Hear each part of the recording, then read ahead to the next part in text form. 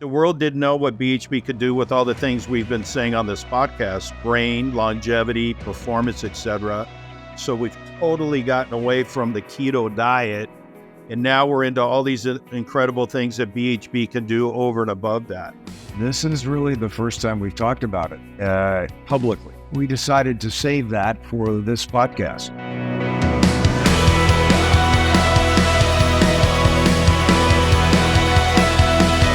My guests on today's show are, not to call them old, but they're OGs of the ketone industry. These guys know more about ketones than I think about anybody I've ever emailed with or talked to.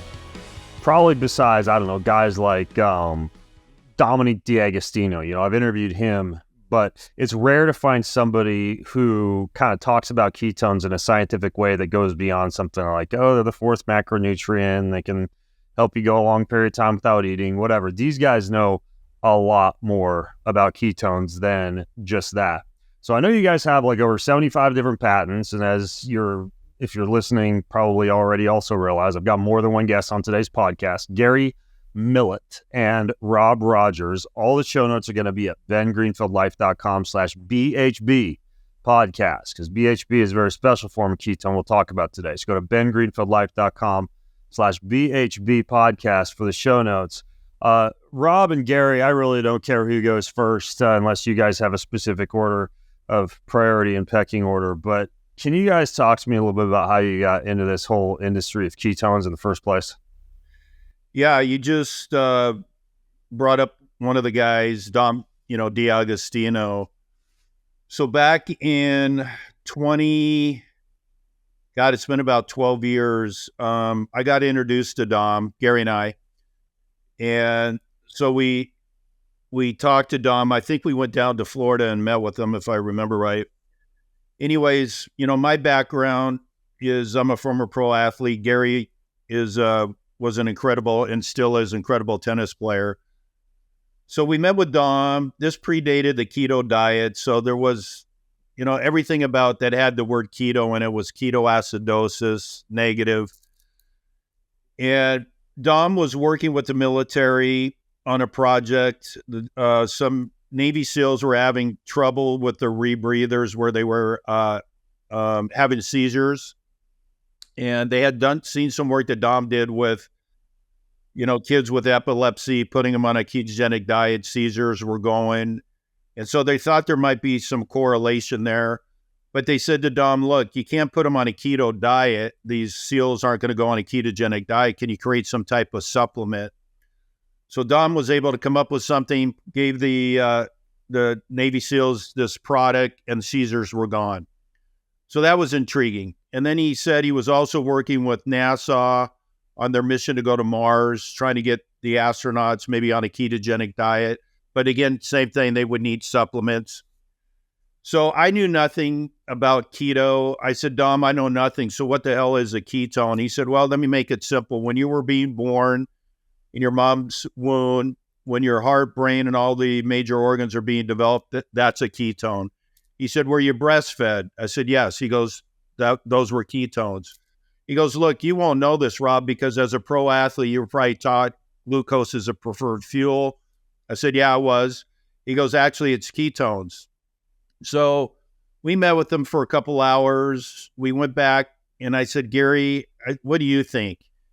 And Gary's got numerous degrees in chemistry. And he goes, Rob, I think there's something here. We should do something with Dom.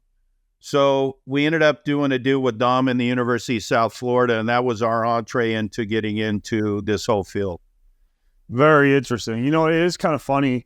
I think it was probably for myself, maybe 10 or 11 years ago when I met Dom at the Ancestral Health Symposium where he was presenting a paper on these drinkable ketones, which at the time were A, prohibitively expensive. I think it was, a few $1,000s to get your hands on a shot of these drinkable ketones, and B, they tasted just like horrific jet fuel. But Dom was presenting a paper about, I think it was cycling time to exhaustion. It was funny. The subject on the photo on his paper presentation was Dr. Peter Attia.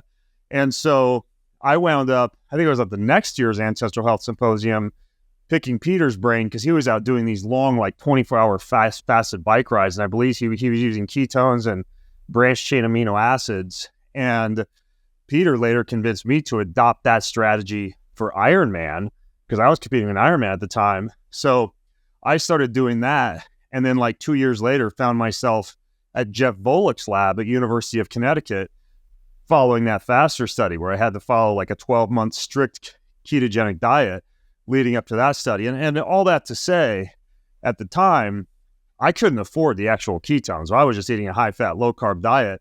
Well, now these things are like marketable and they're no longer kind of like research laboratory chemicals that you got to trade your first child or your Ferrari to get your hands on. So I kind of want to get into this whole world of ketones and how they've kind of developed over the years because you guys have been a part of all that. Yeah, I'll let Gary jump in, but I want to address that. So yeah, it's so funny because 12 years ago we meet Dom, and then we meet Peter. You know, we talked to Peter a lot, and then Jeff Volek. So those are all three people that have been in our world. But back then, what was being taken, what was called a ester. That's before the BHB salts were invented. And the hard part was, even to today, was being able to drink it because, Peter said it was, I think he was the one that called it jet fuel. And he took it, and I think if I remember right, he even threw up. Jet fuel was a very kind term. And I actually wound up getting my hands on some later on. And tried adding it to my Ironman bottle, and it was unpalatable. Yeah, and it still is. They're very tough to drink. But, to Dom's credit, and then certainly Gary had a huge part in this, the ability to create BHB salts, and now the ability to, one, make them so they're palatable, but number two, to your point of affordability. Yeah, when Gary and I first started, I think we were paying $1,000 or $2,000 a kilo for BHB, which nobody could afford that. Right. That's like it's like the ketone cartel. Yeah, 100%. But now you have it down to, $1.50 or $2, a serving, where it's now definitely affordable. But even in addition to that, Ben, they're even more efficacious, than they were, 10, 12 years ago. And what I'd like to clarify, by the way, is, as we talk about this, you mentioned esters, then we have, products like Ketone IQ, right, which is a 1,3-butane-diol. And then we have these BHBs that you're talking about. And we got time for you guys to lay this out, but can you go into the difference between each of those? So let's go into real quick. Yeah, so what happened is Karen Clark and this guy, Dr. Veach with NIH they're basically the ones that came up with the first ester a million years ago. And so those predated dramatically the BHB salts. So what an ester is, it's BHB on the backbone of what's called 1,3-butane-diol. 1,3-butane-diol is an alcohol. Most people don't know that. So you have what's called a diester and a monoester. Both of them are roughly between 60 to 70% BHB, and then the rest is 1,3-butane-diol. The drink you're talking about with Ketone IQ is 100% 1,3-butane-diol. Okay, so to pause you right there just real quick, we've got two different forms of esters. A monoester, in which I assume a 1,3-butane-diol is linked to beta-hydroxybutyrate via a single ester bond, and a diester via which 1,3-butane-diol is bound to beta-hydroxybutyrate via a diester bond. And in either case, we could theoretically cleave that bond and have 1,3-butane-diol or beta-hydroxybutyrate. And what you were just getting into was how, some of these products are 1,3-butane-diol and alcohol. You nailed it. And then so then when the BHB, we call them salts, but they're actually electrolytes, but let's just call them salts. It's 100% BHB. And the the difference is when you look at the 1,3-butanediol, unlike the BHB, when you ingest the BHB, it goes right into your blood. When you take the 1,3-butanediol, it's got to go down to the liver and then be converted into BHB. So it can be very toxic. And the thing what a lot of people don't understand again is that 1,3-butanediol is actually an alcohol. So it can have some effects of drinking like you're drinking alcohol. And a lot of people in the marketplace don't know that. That's why we're excited. We're glad to have this conversation to let people know once and for all what's the difference between these products. Okay. And with 1,3-butanediol, and obviously, this is something that we should come around and say, you guys sell products that have BHB. So obviously 1,3-butanediol is going to be a competitor to your product. But when you say it's toxic, I mean, is somebody going to jump into the comments section here on the podcast and say, well, that's not actually true. Nobody's shown elevated liver enzymes. There's no evidence of toxicity. I mean, it's a claim to say that it's toxic, but can you back that up? I think the question is how much and how often. And I think that as you continue to take any alcohol, it has its effect on the liver, raising ultimately over time enzymes in the liver. But I think more importantly, from our perspective and from the way we look at it, is why would you want to spend ATP converting it? So wherever we're seeing the big drop off is that when you take 1,3-butanediol, it's not a free pass. It doesn't go instantaneously into BHB. It goes through about an 8-step process in your liver to convert to BHB. All of that requires ATP. So essentially, you're having an energy deficit before you get BHB into your bloodstream using 1,3-butanediol. Okay, and with 1,3-butanediol, I guess the advantage I've spoken about before regarding it is that it is less expensive, right? Like you could go to I think Sprouts right now and get a bottle of Ketone IQ for like $5. I've used BHB, I've used 1,3-butanediol. I don't feel drunk or notice deleterious effects with 1,3-butanediol. I will admit, however, that BHB seems to elevate energy levels and maintain blood ketone values for a longer period of time. But is the difference, are you kind of paying for that? There's a significant cost difference between the two, right? Actually, the BHB salts are now less expensive than 1,3-butanediol. So they've actually, the prices come down dramatically. Yeah. Okay, got it. And then the other thing, and I realize I'm throwing a lot of tough questions at you guys right off the bat, is I've heard also some people say that the amount of salt necessary in a BHB salt to elevate blood ketones is such that many people will experience gastric distress from that concentration of salts because unlike 1,3-butanediol, the BHB is bound to a salt. Yeah, it's a great question. So if you look at, let's say the diester or monoester, the grams they put in that product is anywhere from 25 to 35 grams of BHB. So if you were to do that much in salts, yeah, that's probably too much. That's true. If you look at the Keto IQ 1,3-butanediol, it's only 10 grams.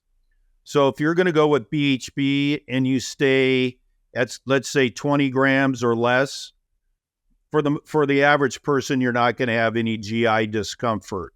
But what's really cool, Ben, is Gary has now come out for the first time with liquid BHB, which is pure acid. So it's not bound to a salt. Oh, trust me, I know, because I've got some bottles of sparkling water out in my garage, and you sent me that concentrate, and you definitely want to water it down a little bit. Yes. So, but it's now pure BHB, and so now, when you get into the higher doses, if you want, you don't have to have the electrolytes anymore. Okay, got it. So technically, you wouldn't have to have it bound to a salt in this newer form that you guys are doing it as a concentrate. I think the other thing, Rob, that is very interesting here is when it comes to, let's say, take sodium BHB. Well, actually, it's interesting how sodium can actually accelerate absorption of BHB as well as potassium. But I think one of the things that's overlooked is that you can build maybe the best hydration product in the world utilizing the combination of BHB salts properly. So if you use a great ratio of sodium, potassium, calcium, magnesium, and they're all attached to BHB, you've just created a hydration product with no errant anion to it. The anion becomes the BHB itself. Yeah, that's a really good point. It's a really good point. I'm glad you bring that up, because when my last 3 years of racing Ironman, in my fuel bottle was essential amino acids, ketones, very small amount of a potato-based dextrin, which was very digestible, and then electrolytes. And theoretically, if I was using a BHB salt in the proper ratios, I could go with 3 instead of 4 things in the bottle, leave out the electrolytes, because the BHB salts would already be covering those bases. So for somebody listening who's doing like a long hike, long bike ride, triathlon, marathon, etc., you could do a strategy like that, like essential amino acids, BHB salts, and a little bit of carbohydrates if there are glycolytic elements of the event. Yeah, exactly. And you don't need that much chloride. So if you really think about it, right? So if you're using sodium chloride as your key, you need the sodium more than you need the chloride. So by being able to use BHB as the anion and the sodium as the cation, you really have a great combination with no waste to that. But it's so easy to combine them in any ratio you want. Yeah, so the advantage you have, let's say with the salts as opposed to the ketone IQ product is, that one is now taste, right? And so it's something now you can drink without, with 1,3-butane. It's not a knock on ketone IQ. It's just almost impossible to flavor. It's just tough. So you don't have to deal with that anymore. And now the advantage is you're getting 100% BHB as opposed to the 1,3-butadiol that has to be converted to BHB. And then if you're doing an Abbott meter or a Mojo, you're going to be dramatically higher on your ketones, in your blood as opposed to 1,3-butadiol. Right. For those of you not familiar with Abbott meter or ketone Mojo, those are 2 ways that you can actually, using a tool very similar to a blood glucose stick, measure your ketone levels. Rob, would you be comfortable speaking to the difference of the configuration of the ketones? You hear a lot about D isomers versus L isomers, and I'm sure anybody listening right now on their commute or at the gym is just rubbing their hands together in glee at the idea of getting back into, Chem 101 from freshman level college courses. But are you familiar with the D versus the L isomer?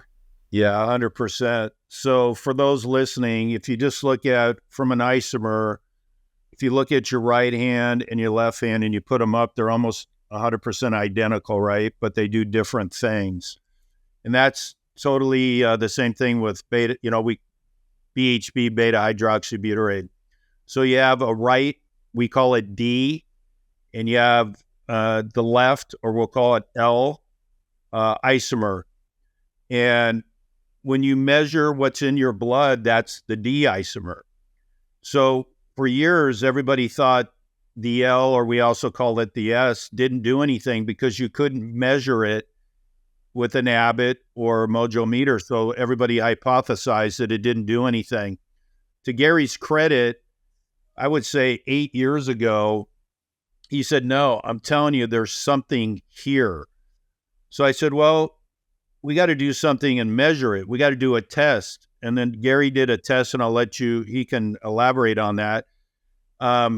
But what we're finding out, to keep it real simple, is the D and the L do opposite things. And it leads to what's cool is going to be the day here pretty soon where you're doing customized ketones. So depending on what you want to do, performance, weight loss, longevity, inflammation, that would require a different amount of D and L, so it becomes customizable to the person. Gary, do you want to elaborate on that great L study you did? Yeah, let's go back to 2019, if we could. In 2019, one of the things that we decided to do, Ben, was do a radioisotope study on L, and on the L isomer of the ketone. Yes, and the reason is that if you looked at the research probably before that, everybody basically said the L isomer was inert, didn't do anything. Veach was so, I think, blindsided by his work in the D area that he even said as much as, "Oh, it could be dangerous." Okay, so the question is really, what was it? What did it do? And was it metabolically active? So we decided to do a radioisotope study back in 2019 and track it. Okay, so what we wanted to figure out is whether or not, in fact, you had got cellular respiration from the L enantiomer. So what we did is we radioisotoped the L, and then what we did is we collected tissue sample. We also collected feces. We also collected urine. And we decided, okay, well, here's the group that says, well, you take the L or you piss it out. Here's the other, you'll poop it out. The other is it doesn't do anything. Okay, so you got all those possibilities. And then there's the last one. It comes out via carbon dioxide, which means now it is cellular respiration. It's been used for energy. And sure enough, guess what? The isotope ended up on the carbon dioxide. And so you're basically tracking, for people unfamiliar with radioisotope tracing or tracking, the actual carbon. You labeled the carbon, you've ingested the carbon, and that labeled carbon is a portion of either the D or the L isomer of the beta-hydroxybutyrate. And then you're able to track that carbon and where it is excreted. And you guys found that carbon on you'll probably tell me if it was the D or the L isomer, is excreted via carbon dioxide. That's correct. So we knew at that point we had cellular metabolism of L. And now the exact pathway of L metabolism is still widely unknown. Lots of speculation onto that. There's some speculation that it converts to D. There's not really been anything traceable to that effect. A lot of speculation that it converts to acetoacetate and is consumed that way. Also, speculation has its own metabolic pathway. So that is something to be discovered. I think the study Rob is talking about, which is also pretty exciting, is we did 2 years ago. And this has kind of led us to where we are today with the L enantiomer. Is what we did is we decided to do a neurotransmitter study. So what we did is we took 3 groups. We took a control group. We took a group with D enantiomer only, and another group with L enantiomer only. And we decided, okay, what's the impact on neurotransmitters of control D, L? And so we did, I have to remember, we probably did about 26 different neurotransmitters that, as I recall, And what we really found is that the L enantiomer behaved differently than the D enantiomer. And of course, they both behave differently, the control group. And so there was some overlap, and then there was some coincidental effect of both of them. But what was so unique is that L and D had their own distinct characteristic impacts on neurotransmitters. We thought that was a pretty interesting breakthrough right there. And so one of the things that had been cited in the literature a long time ago was, hey, maybe the L enantiomer is really a signaling molecule. Maybe the reason it occurs in small amounts in mitochondria is because it's being used for mitochondrial signaling. And so as we continue to pursue that, well, okay, let's test that. And that's why we did the neurotransmitter study on L to start with. And then what we did is we applied an AI model to that information that we got.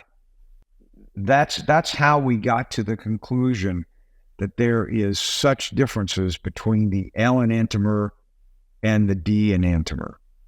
Now, knowing what you know now, based on what you learned about the neurotransmitter effects or other effects of the D versus the L enantiomer, is there one that is better? I mean, if I was going to use ketones, is there a form of it that would be superior? Yeah, depending on what you want to do. Yeah, so for example, if you were going to want to lose weight, and you'd want to probably do a combination of 50-50 D and L. If you were looking to do, and Gary, you can get into this, but each, depending on, again, performance, brain, longevity, it's going to be a different ratio of D to L. So for example, on the brain, it might, if you're looking to just do executive function for the day, you're reading a bunch of stuff, it's probably going to be 75% L, 25% D.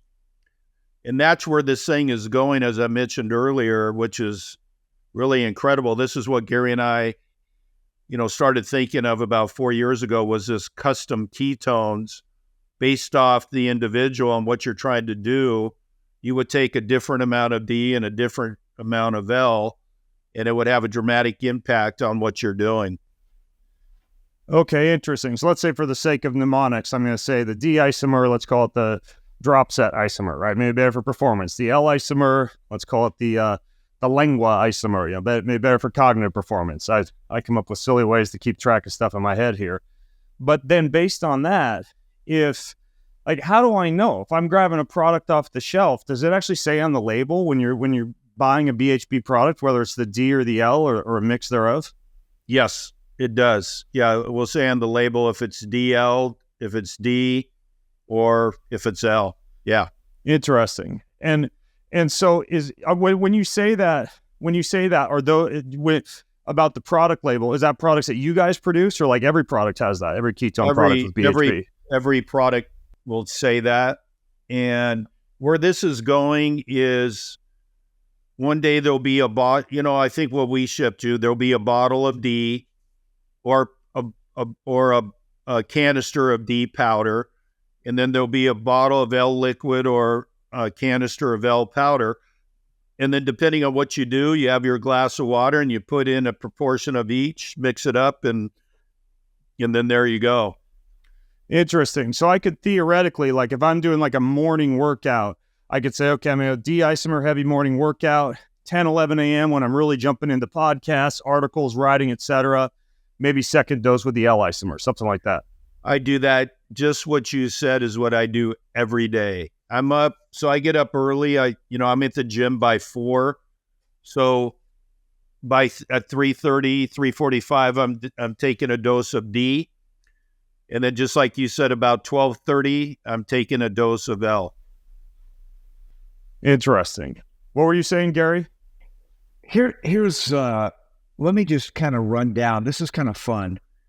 this is the results using a trained AI model in looking at all of the data that we had accumulated during that neurotransmitter study.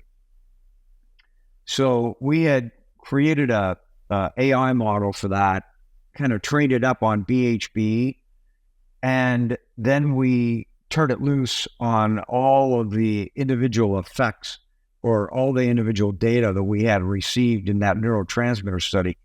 And these are some preliminary things. I wouldn't say, hey, these are verbatim because they've not been really truly clinically tested. But let me give you kind of a rundown on this discussion because it's kind of fun.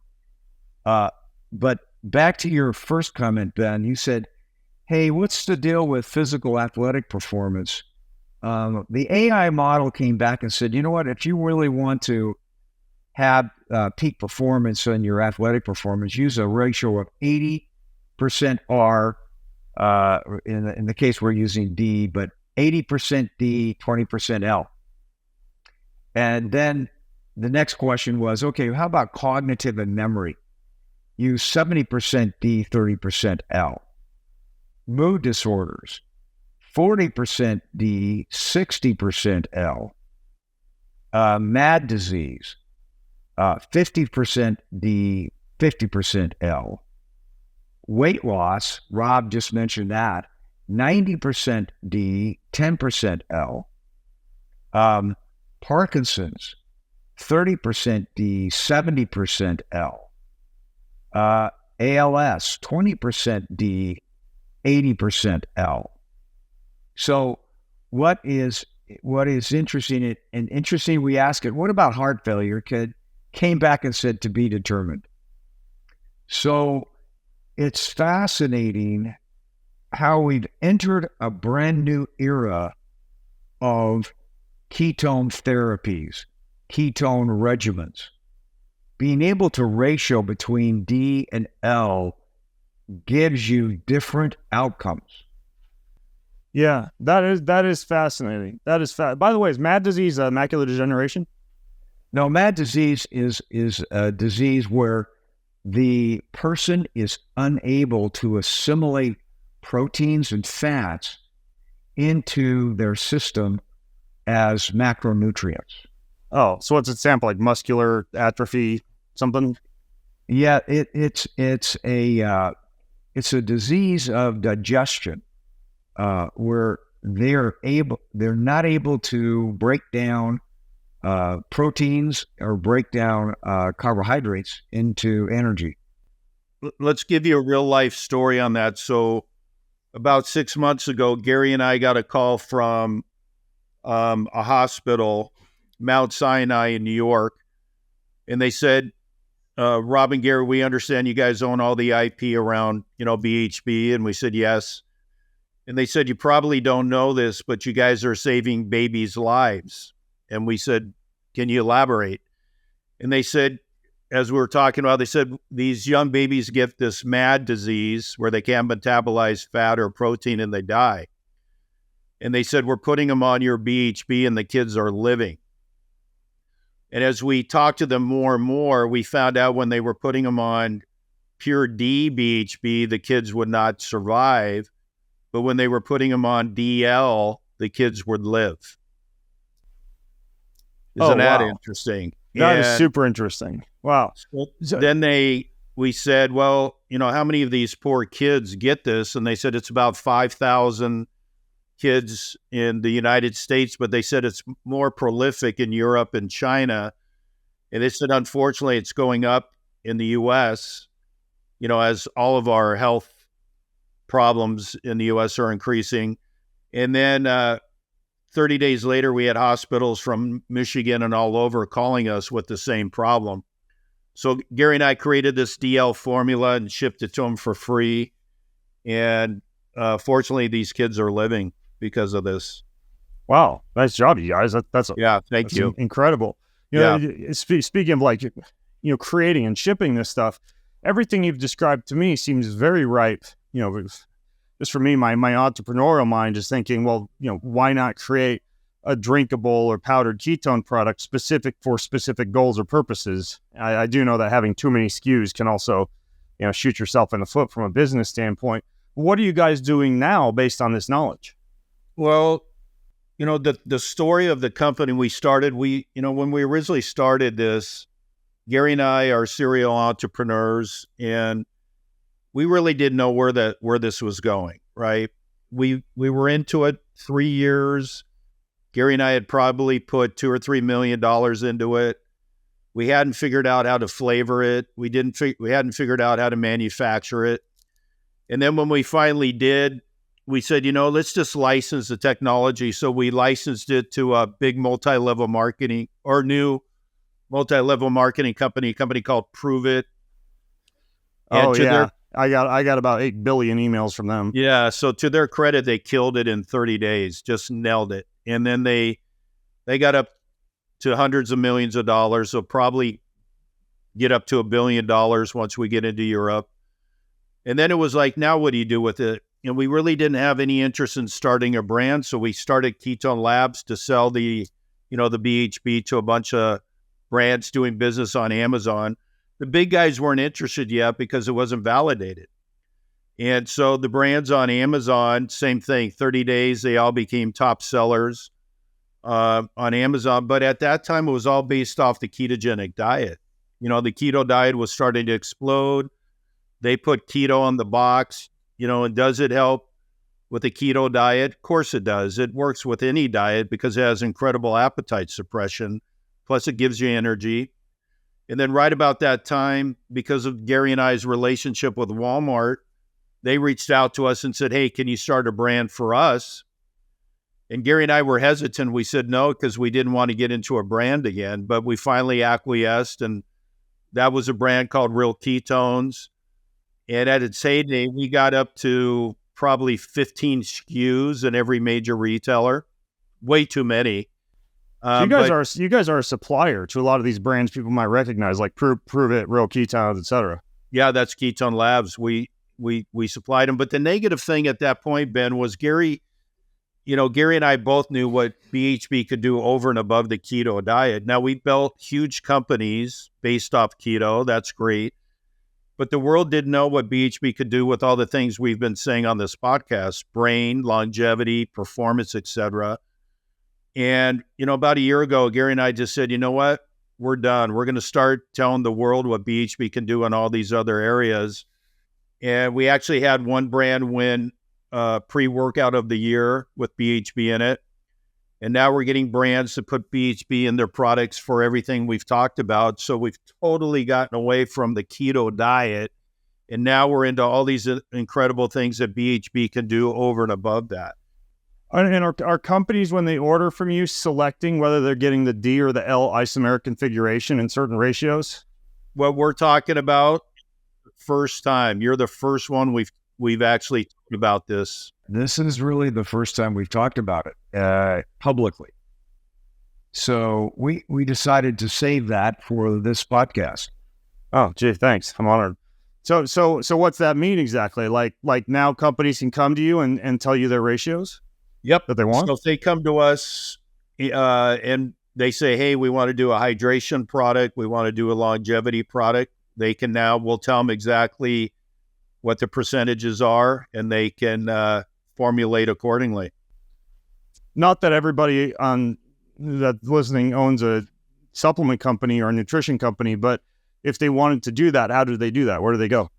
Well, they'd come to Ketone Labs, our ingredient company, and they would say, hey, we want to, again, do a longevity product. And we'd say, great, that formula should be X amount of D, X amount of L, and we would sell it to them accordingly.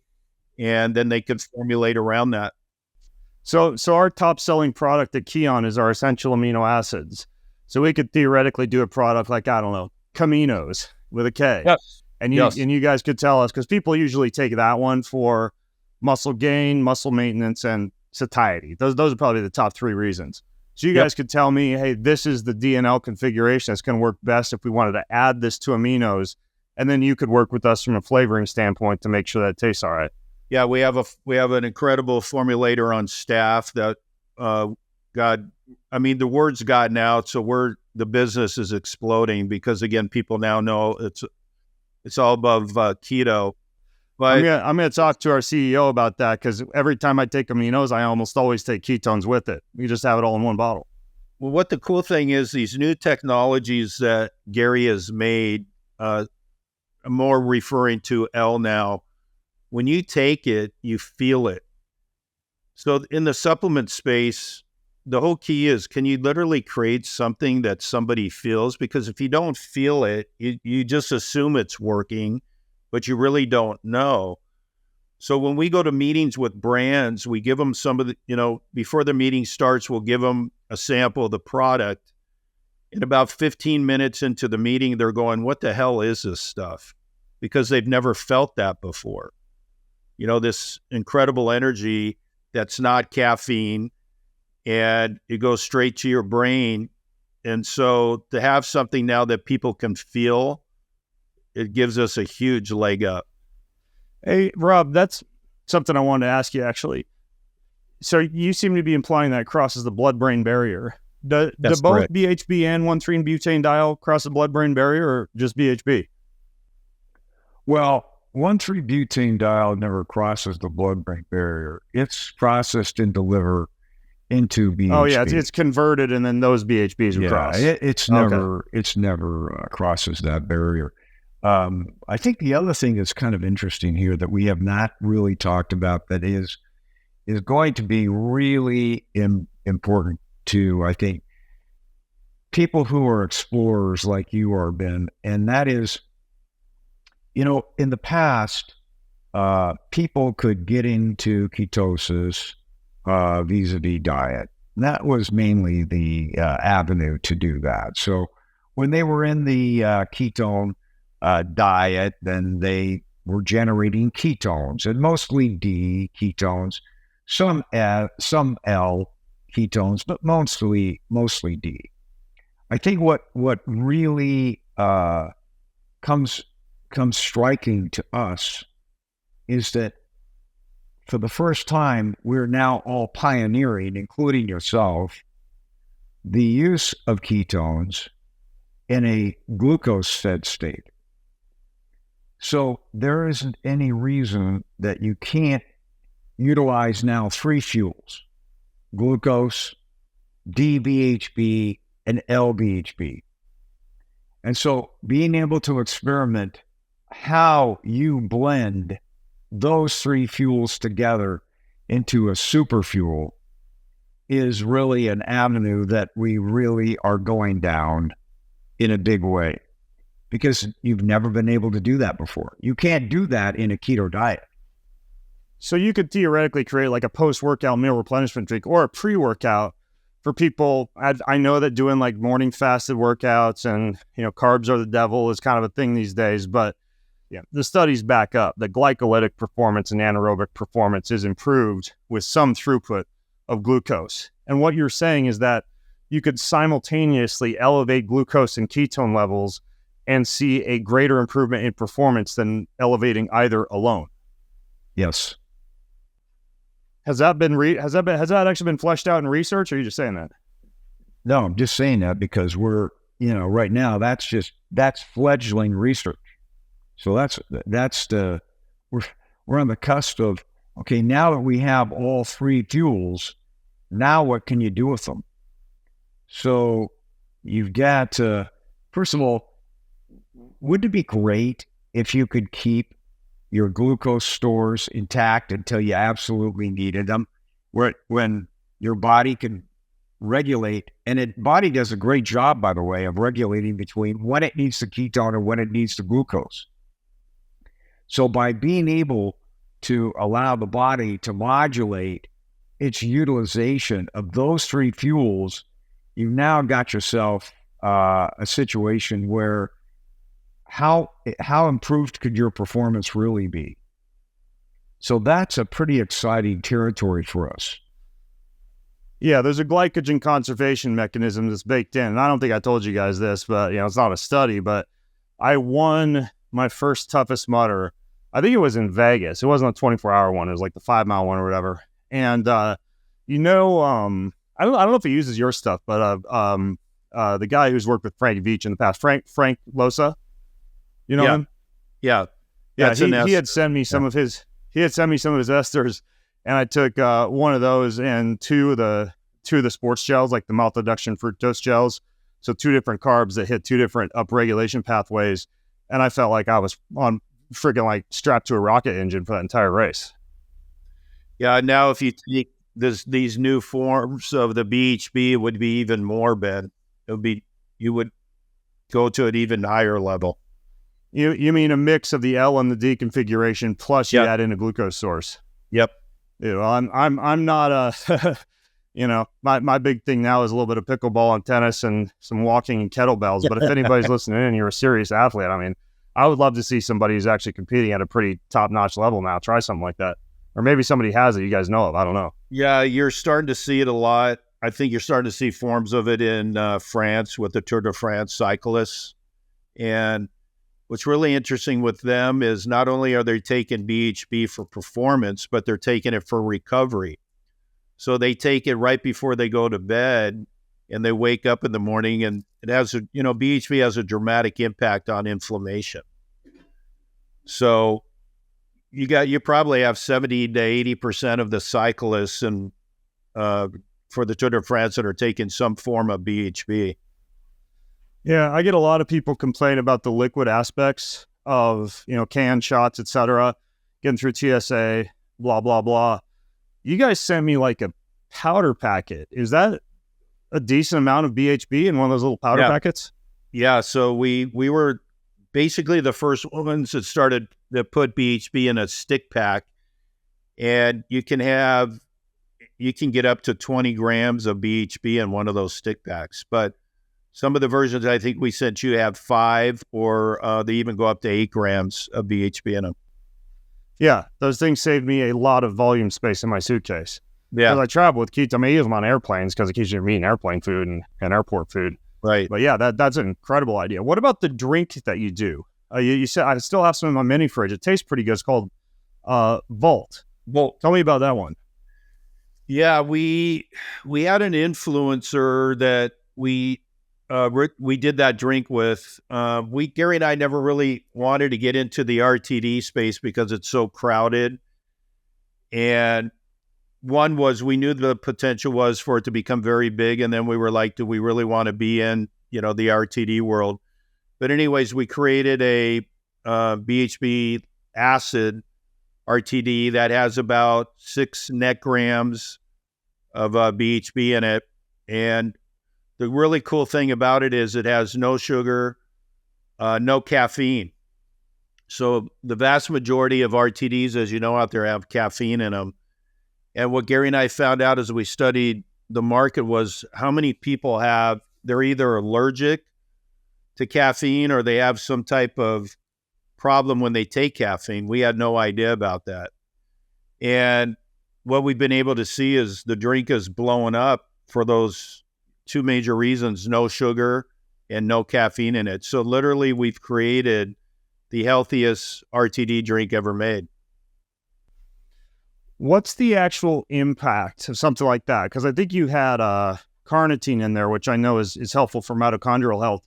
But I'm more curious about like BHB's impact on the mitochondria. Is there any research on anything like proliferation, biogenesis, mitophagy, anything like that with elevated ketone levels and mitochondrial health? Okay, so now we're getting into my favorite topic called longevity. So if you want to talk about that a little bit, we can. Yeah. So if you take a look at just some, basic statistical data, the mitochondrial loss in terms of the actual number of mitochondria themselves between somebody who's 25 and somebody who's 65 is about 40%, maybe 50%, depending on, how they live their life, if you will. And the other problem that you run into is that you've got a decrease in the efficiency, the actual cellular respiration of cells at that age difference between the age of 25 and the age of 65 as well. So between the loss of mitochondria and the loss of efficiency in mitochondria, it's pretty much about a 60 to 70% total loss in mitochondrial output in total between somebody who is 25 and somebody who is 65. Does that make sense? Yeah, it's significant. Very significant. So I do a lot of reading, do a lot of studying on longevity.